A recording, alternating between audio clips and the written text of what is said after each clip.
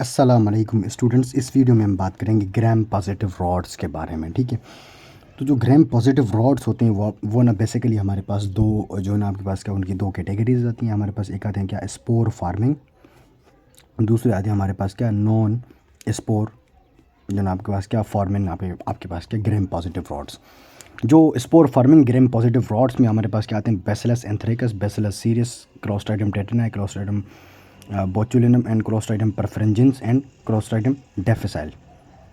Non spore forming में हमारे पास क्या आता है कॉर्नी बैक्टीरियम डिप्थीरिया आता है एंड लिस्टीरिया मोनोसाइटोजिनीज आता है। ठीक है, जो ईच बैक्टीरिया को ना हम डिस्कस करेंगे कि जो ना उसकी पैथोजेनेसिस क्या होती है उसकी, जो ना आपके पास क्या डिजीज़ क्या क्या करवाता है। ठीक है, अच्छा सबसे पहले हम डिस्कस करेंगे क्या बी जो ना आपके पास क्या एंथ्रेकस, बैसिलस एंथ्रेकस। ठीक है, अब जो बैसिलस एंथ्रेकस है ये एक एंथ्रेक्स टॉक्सिन प्रोड्यूस करता है। ठीक है, अब वो जो टॉक्सिन होता है उसके दो फैक्टर्स होते हैं, मतलब क्या उसके दो फैक्टर्स होते हैं। एक होता है आपके पास क्या this is A factor, this is B factor. ये आपके पास क्या होते हैं जो ना आपके पास क्या इन दोनों को मिला के हम क्या कहते हैं एंथ्रेक्स टॉक्सिन। ए फैक्टर को ना हम एडीमा फैक्टर भी बोलते हैं, इसको ना हम लीथल फैक्टर भी बोलते हैं। ई मतलब क्या एडीमा फैक्टर, ये क्या आपके पास क्या लीथल फैक्टर। अब ये जो बैक्टीरिया है पूरा का पूरा, अच्छा ये जो है ना एंथ्रेक्स टॉक्सिन ये प्लाज्मिड इसका प्रोड्यूस करता है एंड ये जो प्लाज्मिड है ये इसका सेल वाल प्रोड्यूस करता है। दो इसमें प्लाज्मिड होते हैं। ठीक है, अब देखें ये आपके पास पूरी की पूरी सॉइल में पड़ा होता है। ये क्या सॉइल है, ये जो है ना ये आपके पास क्या पूरी की पूरी सॉइल है। अब इसकी ट्रांसमिशन कैसे होती है, तीन रूट के थ्रू होती है। इस स्किन के थ्रू होती है, ये इसके थ्रू होती है, एब्डोमेन के थ्रू मतलब इंजेक्शन के थ्रू होती है एंड इनहेलेशन के थ्रू होती है।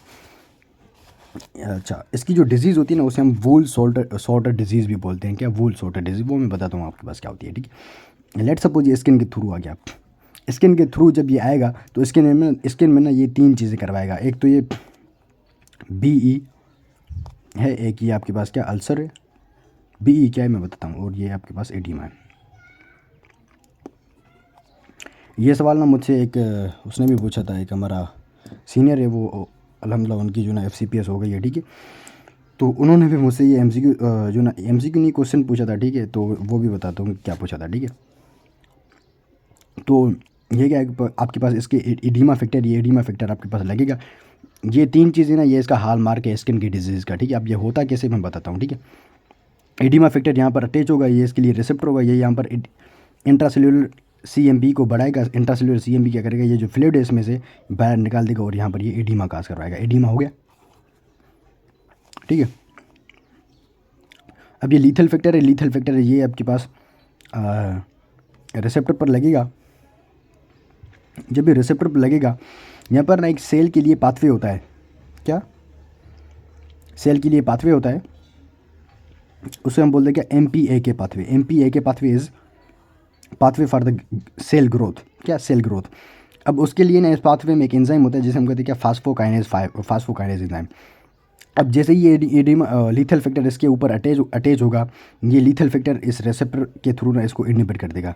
जब ये इसको इनहिबिट करेगा तो सेल की ग्रोथ नहीं होगी। सेल की ग्रोथ नहीं होगी तो आपके पास सेल की अपोप्टोसिस हो जाएगी। अपोप्टोसिस होने की वजह से यहाँ पर सेल की नेक्रोसिस भी हो जाती है, नेक्रोसिस एंड स्किन लीजन हो जाते हैं। इन स्किन लीजन को ना हम क्या बोलते हैं, क्या ब्लैक स्टार्स, क्या स्टार्स या फिर स्कार्स। ठीक है, ASCHAR, ये BE का मतलब यही था इधर। ठीक है, और अल्सर्स यहाँ पर स्किन में ही बन जाते हैं। ठीक है, तो ये था आपके पास क्या जो है ना बेसिलस एंथ्रेकस। ठीक है, बेसिलस एंथ्रेकस का मतलब क्या स्किन में था।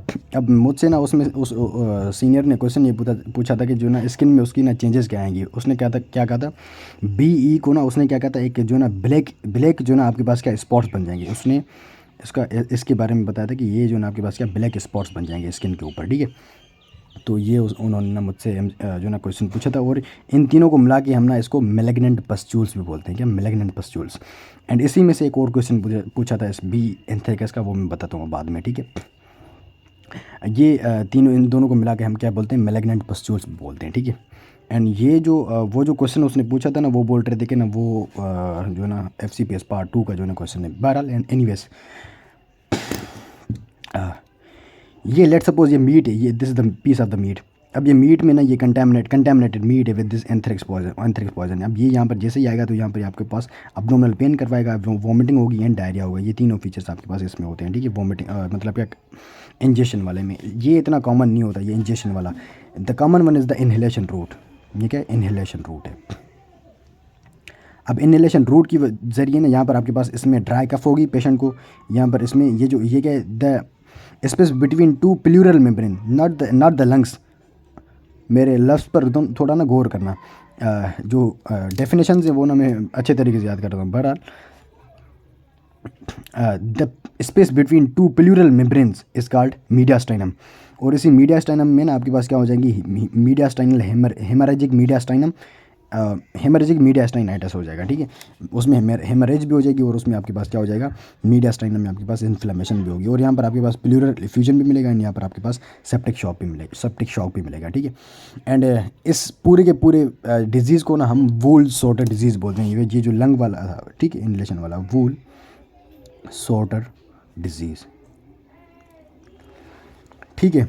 और ये ना आपके पास क्या, ये जो टॉक्सिन है ना, इसका एंथ्रेक्स टॉक्सिन, ये इनहेलेशन रूट के थ्रू जाता है ना। तो क्या करते थे ना ईरान वाले, जब उनकी यूएस के साथ जंग थी ना, तो वो ना ये टॉक्सिन ना किसी पन्ने में या फिर किसी भी चीज़ में ना उसको ना फोल्ड करके भेज देते। तो वो क्या करते, जैसे ही उसको खोलते थे ना तो ये इनहेलेशन रूट के थ्रू ना वो चला जाता था। उसकी वजह से वो बंदे ना इस ड्राई कफ और pleural effusion septic shock and इसकी वजह से ना उनकी डेथ भी हो जाती थी, ठीक है। तो इनको इसमें ना इसको ना वार में भी यूज़ किया गया था, ठीक है। तो ये भी था। और दूसरा इसकी आप डायग्नोस कैसे करेंगे, डायग्नोस इसकी आपके पास क्या ब्लड एगार होता है एंड पीसीआर इन इलाजा होता है, ठीक है। इसका जो ट्रीटमेंट होता है, चॉइस ऑफ द ट्रीटमेंट इससे प्रोफ्लॉक्सासिन एंड डॉक्सीसाइक्लिन इसका अल्टरनेट होता है। उन्होंने जो मुझसे दूसरा क्वेश्चन पूछा था, इसका ट्रीटमेंट ही पूछा था कि जो ना इसका ट्रीटमेंट क्या है, तो वो इसका ट्रीटमेंट आपके पास क्या था, सिप्रो था, ठीक है। ये उन्होंने जो ना आपके पास मुझसे क्वेश्चन पूछा, तो और वो बोल रहे थे कि जो ना ये क्वेश्चन आपके पास जो ना FCPS पार्ट 2 में ही आते हैं, ठीक है। बहरहाल this is about the B anthracis, ठीक है। उसके बाद जो है ना आपके पास क्या,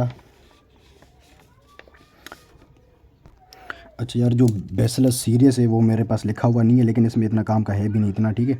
बैसिलस सीरियस, अच्छा सीरियस में से भी ना उन्होंने मुझसे एक क्वेश्चन पूछा था, ठीक है। अब बैसिलस सीरियस आपके पास कहाँ पर मिलता है, it is found in reheated rice. ये रीहीटेड राइस में मिलता है, ठीक है। उन्होंने मुझसे यही क्वेश्चन पूछा था कि रीहीटेड राइस में ना आपके पास कौन सा बैक्टीरिया मिलता है, ठीक है। तो वो बी सीरियस ही था, ठीक है, बैसिलस सीरियस। तो ये उन्होंने मुझसे क्वेश्चन पूछा था। एंड इसमें आपके पास जो ना बंदे को क्या क्या होता है, आपके पास क्या वाटरी डायरिया, क्या वाटरी डायरिया भी होती है। इसमें आपके पास नोज़िया एंड वोमिटिंग भी होती है, ठीक है। तो इसमें से ना MCQ ये रीहीटेड राइस वाला तो कंफर्म बनता ही बनता है, ठीक है। और इसमें वाटरी डायरिया होता है, वोमिटिंग होती है, नोज़िया होता है। इसका जो ट्रीटमेंट होता है वो आपके पास सिम्टोमेटिक ट्रीटमेंट होता है इसका, ठीक है। तो इसमें इतना था कुछ भी नहीं, ठीक है। उसके बाद हम ना आपके पास बढ़ते हैं कहाँ पर, क्लोस्ट्राइडियम टेटनाई पर, ठीक है। जो आपके पास क्लोस्ट्राइडियम टेटनाई है वो आपके पास स्किन के थ्रू ना आपके पास क्या इन होता है। स्किन के थ्रू जब ये इन होगा, एक तो ये स्किन के अराउंड जो वूंड होगा, ये क्या है, वूंड है, वूंड के थ्रू ये इंटर हो सकता है। और आपके पास क्या हाँ,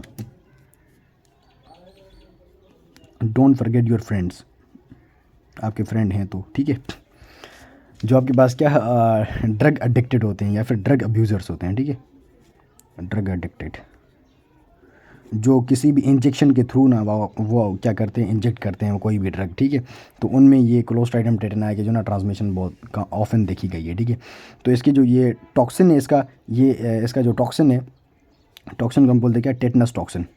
ये टेटनस टॉक्सिन है। ये टेटनस टॉक्सिन आपके पास क्या कर देता है, ये ना यहाँ पर न्यूरोट्रांसमीटर्स होते हैं, लाइक जो रिलीज़ करते हैं क्या, ग्लाइसिन एंड गाबा रिलीज़ करते हैं, लाइक इनहिबिटरी न्यूरोट्रांसमीटर्स रिलीज़ करते हैं। They are the inhibitory neurotransmitters. ये इनहिबिटरी न्यूरोट्रांसमीटर्स को ना यहाँ पर क्या कर देता है, रिलीज़ को ना इनहिबिट कर देता है। जब इनहिबिटरी न्यूरोट्रांसमीटर रिलीज़ नहीं होंगे तो आपके पास जो एक्साइटेशन है, मतलब क्या जो एक्साइटेटरी न्यूरोट्रांसमीटर्स हैं वो थोड़ी ही रिलीज़ होंगे ना, तो उनकी जो एक्साइटेटरी वो होगी क्या जो एक्साइटेशन की वो मतलब क्या कहना चाहिए यार, एक्साइटेशन मतलब क्या बहुत ज़्यादा होगी। तो इसकी वजह से ना यहाँ पर क्या होता है, स्पास्टिक पैरालिसिस हो जाती है। मतलब क्या जो ना एक्साइटेशन ज़्यादा होने की वजह से स्पास्टिसिटी हो जाती है और उसकी वजह से आपके पास क्या स्पास्टिक पैरालिसिस हो जाती है, ठीक है। यहाँ पर ये भी लिखा है मैंने, बहरहाल तो स्पास्टिक पैरालिसिस हो जाती है, ठीक है। और इसके साथ साथ ना आपकी जब स्पास्टिक पैरालिसिस हो जाएगी तो ज़्यादा से ज़्यादा जब आपके पास ये फेस के मसल्स आपके पास क्या करेंगे, कंटेक्ट करेंगे, तो फेस के मसल्स में ना एक चीज़ आ जाती है जिसे हम बोलते हैं क्या, राइसस सार्डोनिकस। क्या, राइसस सार्डोनिकस। राइसस सार्डोनिकस में आपके पास जो भी जा के मसल्स हैं, बकिया जो भी मसल्स हैं फेस के, वो ज़्यादा कंटेक्ट करते हैं, तो उनकी वजह से आपके पास वो मसल ना स्टिफ हो जाते हैं, और आपके पास एक तो जो ना लॉक जॉ जो है वो लॉक हो जाती है, और लॉक जॉ को ना हम जो ना आपके पास क्या बोलते हैं, ट्राइसमस। क्या, इसको मैंने ये तो लेमन टर्म है, इसको हम बोलते हैं क्या, ट्राइसमस मेडिकल टर्म। ये ट्राइसमस है और ये risus sardonicus. These are the typical features of the tetanus toxin. ठीक है, lock jaw and risus sardonicus and ये ट्राइसमस। और इसका जो तीसरा फीचर आपको मिलेगा जो ना ऑफिस थूटून। ऑफिस टूटून में होता है कि आपके पास ये जो बैक है, बैक आपके पास आर्च कर जाएगी, यहाँ पर बैक में आर्च होगी, और उसके अलावा यार इसकी पोजीशन आपके पास ना चलो मैं इसकी पिक्चर तो आपके पास उसमें लगी हुई है 11 सन में। ठीक है, वो आप देख लेना इसकी पोजीशन की। ठीक है, इसमें होता क्या है, जो एक्सटेंशन होती है अपर लोअर लिम्ब की, और आपके पास फ्लेक्शन होती है अपर लिम्ब के मसल्स की, तो ठीक है इस तरह से होती है, और ये जो बैक है वो आर्च कट जाती है। ठीक है, इस तरह से आर्च कट जाती है। तो इसमें ये तीनों जो ना कुछ ये याद, ट्राइसमस, राइसस सार्डोनिकस एंड ऑफिस टूटून, ये तीनों आपसे पूछे जाते हैं। ठीक है, तो ये होता है। और उसके अलावा यहाँ पर आपके पास रेस्पिरेटरी फेलियर भी मिलेगा आपको,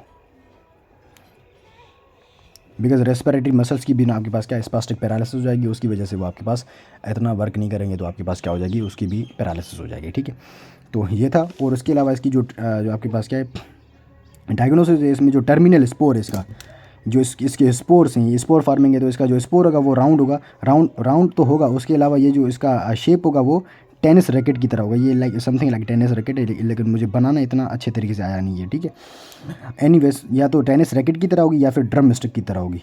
ड्रम स्टिक, जो ड्रम स्टिक आपने देखी होगी उसकी तरह होगी। ठीक है, इसमें आप ब्लड एगार करते हैं, या फिर इसे हम जो ना रॉबर्टसन कुक्ड मीट मीडिया में भी इसको देखते हैं। ठीक है, ये इसके जो ना आपके पास क्या डायग्नोस्टिक इसकी ना अप्रोच है। इसका जो ट्रीटमेंट हम करते हैं, ट्रीटमेंट में हम ऑब्वियसली आपके पास क्या, टेटनस एंटीटॉक्सिन देंगे। ठीक है, टेटनस एंटीटॉक्सिन आपके पास हॉर्स में से आते हैं। ठीक है, ये हॉर्स में से आते हैं, एंड इसमें आप बेंजोडायाज़ेपिन्स देंगे। ठीक है, बिकॉज स्पास्टिक पैरालिसिस होगी। और उसके बाद इसके अलावा आप मेट्रो या फिर पेनिसिलिन जी देंगे, मेट्रोनिडाजोल देंगे, या फिर आप पेनिसिलिन जी देंगे, इनमें से कोई भी आप दे सकते हैं। ठीक है, अगर आपके पास कोई भी पेशेंट आपके पास इसके साथ एलर्जिक नहीं है तो आप मेट्रो देंगे, एलर्जिक नहीं है तो पेनिसिलिन जी देंगे, अगर एलर्जिक है तो आपने मेट्रो पर जाना है। ठीक है, दिस इज़ अबाउट दी आपके पास क्या जो ना आपके पास क्या क्लोस्ट्राइडियम टेटना है। उसके बाद आ जाएंगे क्या, क्लोस्ट्राइडियम बोचुलिनम पर। अब देखें क्लोस्ट्राइडियम बोचुलिनम आपके पास क्या है, दिस इज़ द क्लोस्ट्राइडियम बोचुलिनम। ये आपके पास सॉइल में होता है, ये भी आपके पास सॉइल में होता है, ये सॉइल है। अब this is present in the leafy vegetables, ये क्या है, ग्रीन लीफी वेजिटेबल्स में होता है। ये क्या है, ग्रीन लीफी वेजिटेबल्स हैं, ये वेजिटेबल्स में होता है। ठीक है, ये let's about the green leafy vegetable, and this the जो ना आपके पास क्या, botulinum toxin, and this botulinum toxin is the heat labile. This is not heat stable, this is the heat labile toxin. अब इसके रूट्स क्या हैं, ये आपके पास किसी भी वूंड के थ्रू आ सकता है स्किन में, ये किसी भी वूंड के थ्रू स्किन में आ सकता है। मतलब क्या, ये सॉइल में अगर होगा तो वहाँ पर आपके पास स्किन कॉन्टेक्ट के थ्रू आएगा।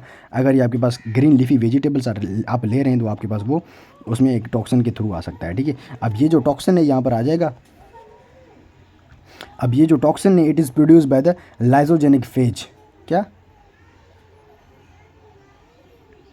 लाइजोजेनिक फेज, ये एक बैक्टीरियोफेज में से आता है। ठीक है, ये खुद का इसका ना डीएनए से नहीं बनता, ये एक बैक्टीरियोफेज के थ्रू आता है, बैक्टीरियोफेज के डीएनए में से बन रहा होता है। ठीक है, अब इसका मैकेनिज्म ऑफ एक्शन क्या है, इसका हमारे पास एमसीक्यूज भी आया था। ठीक है, अब ये जो क्लोस्ट्राइडियम बोचुलिनम ये क्या करता है, ये क्या है, एसिटाइलकोलिन की ना, ये क्या है, एसिटाइलकोलिन की ना आपके पास वेजाइकली ये एसिटाइलकोलिन रिलीज़ हो रहा है। ये क्या करता है, ये ना इसको इनहिबिट कर देता है। ये जो बोचुलिनम ये ब्लड में आ गया, ये ब्लड में आने के बाद ये क्या करता है, इसकी रिलीज़ को इनहिबिट कर देता है।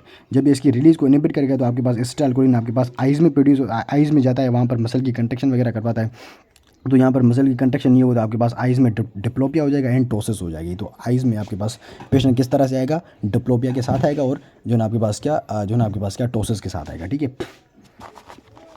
और अगर आपके पास रेस्पिरेटरी मसल, अच्छा एसिटाइलकोलिन आपके पास रेस्पिरेटरी मसल्स में ना आपके पास रेस्पिरेटरी मसल्स की ना आपके पास क्या कंट्रैक्शन वगैरह करवाता है। ठीक है, जब वो कंट्रैक्शन नहीं होगी तो आपके पास क्या जो एयर का इंजेक्शन वगैरह नहीं होगा, तो उसकी वजह से आपके पास क्या रेस्पिरेटरी आपके पास ना फेल्यूर हो जाता है। तो वो आपके पास क्या मसल्स आपके पास क्या जो ना आपके पास क्या कंटेक्ट नहीं कर पा रहे होते तो इस वजह से था, ठीक है। उसमें स्पास्टिक पैरालिसिस था, इसमें आपके पास क्या जो ना आपके पास क्या कौन सा होगा यार, यार मुझे अभी याद नहीं आ रहा स्पास्टिक के अलावा, यार पता नहीं कौन सा था, मुझे याद नहीं आ रहा, मैं लगा दूंगा इसमें, ठीक है। तो ये होता है और रेस्पिरेटरी फेलियर हो जाता है, और उसके अलावा आपको इसमें जो ये है जीआईडी में आपको डिस्फेजिया मिलेगा, वो आपके पास कोई भी इतना वो खा नहीं पाएगा बंदा, ठीक है। तो ये होता है। और अच्छा हाँ, this is something which is important, ये एक डिजीज़ करवाता है जिसे हम बोलते हैं क्या, ये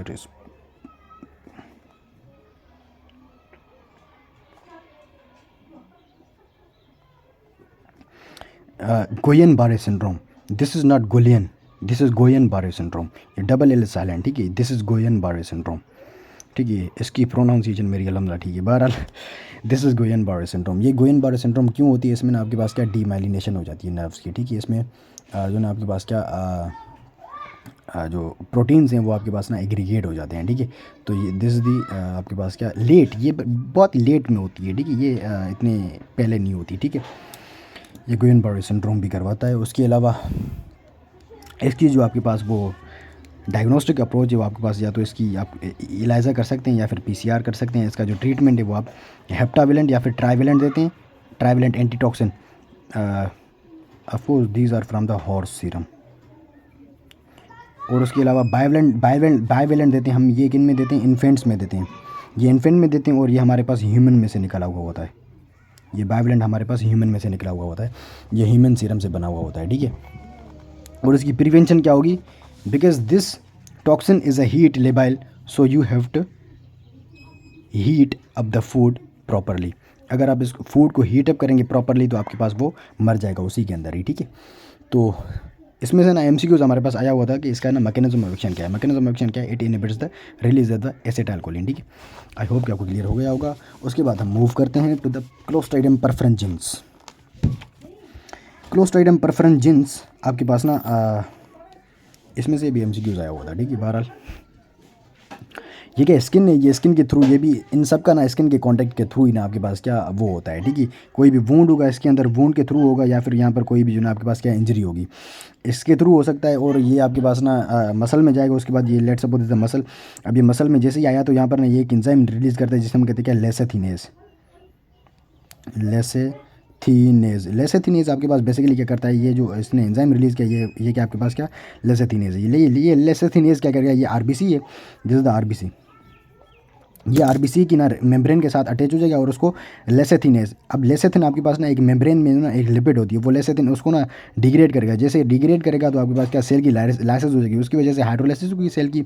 और उसके अलावा यहाँ पर गैस प्रोडक्शन होगी। अब ये गैस प्रोडक्शन कौन सी होती है, यहाँ पर मेनली आपके पास क्या होती है, हाइड्रोजन गैस यहाँ पर प्रोड्यूस होती है। बेसिकली यहाँ पर ये जो क्लोस्ट्राइडियम परफरेंस है दो डिजीज़ करवाता है। दो डिजीज़ में से एक डिजीज़ इसकी कौन सी होती है, उसको हम ना गैस गैंग्रीन बोलते हैं। बेसिकली अभी मैं आपको गैस गैंग्रीन ही पढ़ा रहा हूँ, ठीक है, कि जो ना गैस गैंग्रीन का जो ना मैकेनिज्म क्या होता है कि वो बनती कैसे है, ठीक है।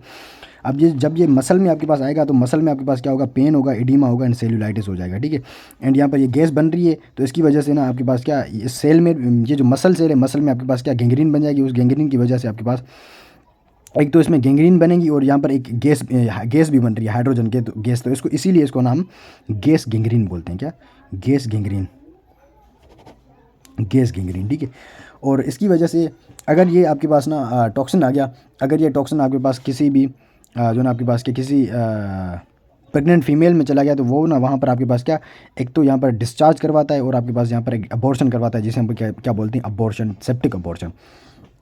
क्या इसको हम सेप्टिक अबॉर्शन बोलते हैं, ठीक है। और इस एंडोमेट्राइटिस, सेप्टिक अबॉर्शन या फिर एंडोमेट्राइटिस, ये एंडोमेट्रियम की ना आपके पास क्या इन्फ्लेमेशन करवाएगा यहाँ पर, इसको हम क्या बोलते हैं, एंडोमेट्राइटिस। और ये जब ये अबॉर्शन करवाएगा तो उसे हम सेप्टिक अबॉर्शन बोलते हैं, ठीक है। अच्छा बेसिकली ये भी हमसे ना एमसीक्यूज में पूछा गया था, ठीक है, सेप्टिक अबॉर्शन कौन करवाता है, ठीक है। बहरहाल तो ये हमारे पास हो गया गैस गैंग्रीन कैसे बनती है, सेल में आपके पास पेन होगा, ये इसकी ना ऑस्पीज में लगती है, पिक्चर दी हुई है उसमें किसमें, लेवेंसन में, ठीक है, वो देख लेना।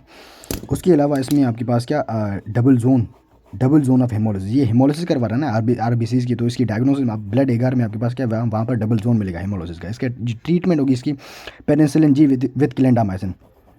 पेनिसिलिन जी एंड क्लेंडामाइसिन हम देते हैं इसमें, ठीक है। इसकी जो प्रिवेंशन है वो पेनिसिलिन हम प्रोफाइलैक्सिस देते एंड या फिर जो वूंड है वूंड को ना क्लीन करते हैं। अच्छा बेसिकली ये ना जो हॉस्पिटल में आते हैं ना बंदे, उनमें ना बेसिकली ये बहुत ज़्यादा हो रहा होता है, जिनके साथ अगर कोई भी पेशेंट आपके पास गन शॉट के साथ आ रहा है या फिर जो ना किसी वूंड के साथ आ रहा है, तो उनमें ना ये बहुत कॉमन होता है, ठीक है। ये हॉस्पिटल में बहुत ज़्यादा होता है। उसके अलावा ये इसका जो दूसरी कॉम्प्लिकेशन होती है जो ना आपके पास क्या, वो फूड पॉइजनिंग होती है। अब वो फूड पॉइजनिंग,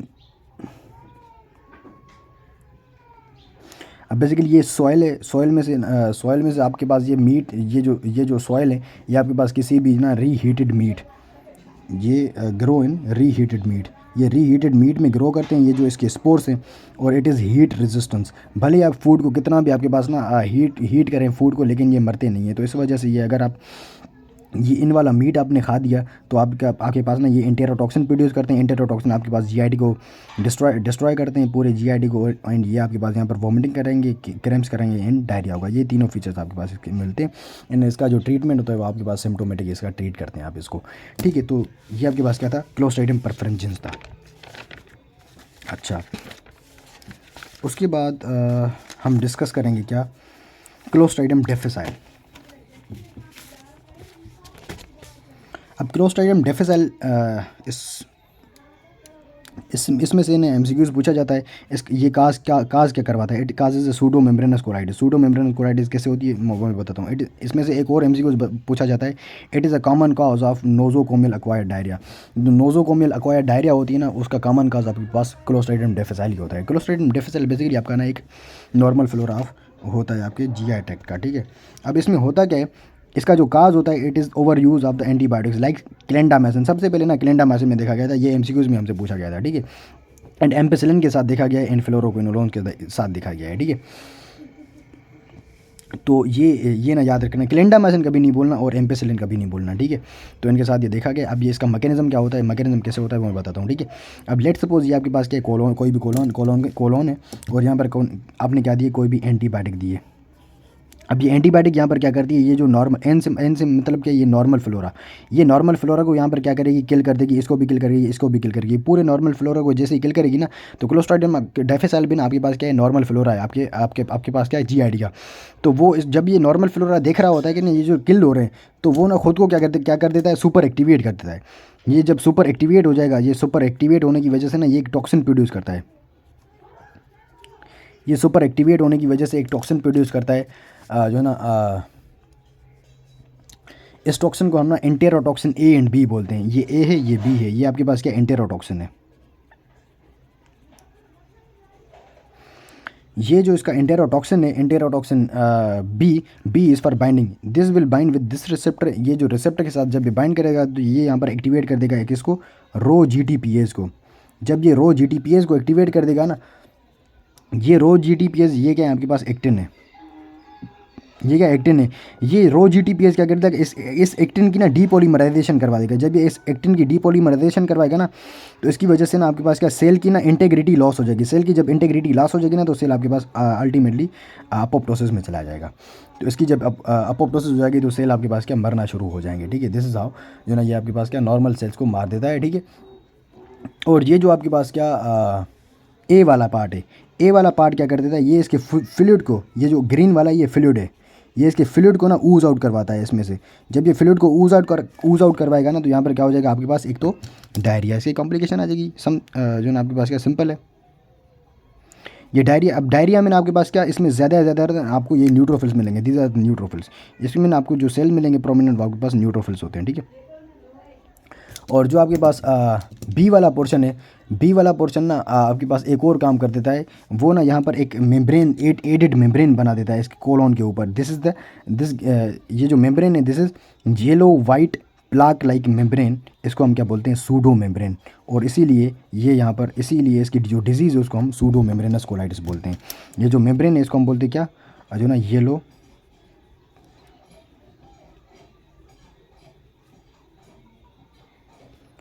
वाइट प्लाक। और ये क्या आपके पास सूडो मेम्ब्रेनस कोलाइटिस है। और ये आपके पास क्या है, सूडो मेम्ब्रेनस कोलाइटिस है। ये इसको डैमेज कर देगा कोलोन की वॉल को, और यहाँ पर सूडो मेम्ब्रेनस कोलाइटिस हो जाएगी, ठीक है। तो ये इसकी क्या थी जो ना कॉम्प्लिकेशन थी, और ये फीवर भी इसके साथ होता है, और एब्डोमिनल पेन तो ज़ाहिर सी बातें होगा ही होगा, ठीक है। इसको आप डायग्नोज कैसे करते हैं? ELISA के थ्रू करते हैं, PCR के थ्रू करते हैं, एंड जो ना न्यूक्लियोसाइड एम्प्लीफिकेशन, न्यूक्लियोसाइड जो ना आपके पास क्या एम्प्लीफिकेशन एक टेस्ट होती है जो ना आपके पास, उसके साथ आप इसको ना वो कर देते हैं, डायग्नोज करते हैं, ठीक है, ठीक है। तो ये था, और इनमें ना बेसिकली हम क्या एंटेरोटॉक्सिन देख रहे होती है। ELISA में आपके पास एंटेरोटॉक्सिन देखते हैं जो ये प्रोड्यूस कर रहा है, ठीक है। और इसका जो ट्रीटमेंट है, the choice of treatment is metro. अगर मेट्रो आप नहीं दे रहे हैं किसी भी कॉन्ट्राइंडिकेशन की वजह से, तो आप वेंको देते हैं, वेंको। आप या तो रेस्क्यू के लिए कोई भी मेट्रो बस भेजेंगे, this is the metro, this is metro. अगर मेट्रो काम नहीं करी तो